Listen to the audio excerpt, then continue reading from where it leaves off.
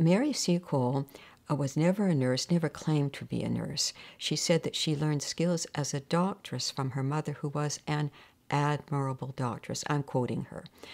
However, it was Nightingale who was the nurse, and she led the first team of British women to serve as nurses in a war hospital. And then she was honored during the war. A fund was raised for her and given to her to spend as she wished. And she used it to start the first professional training school for nurses. And it started in London. It also trained some of the first American nurses, and it was the model of Nightingale's nursing school that was introduced into the United States in the 1870s. This is a fairly typical misrepresentation of Mary Seacole. We've seen her in school books where she's shown to be an old-fashioned nurse.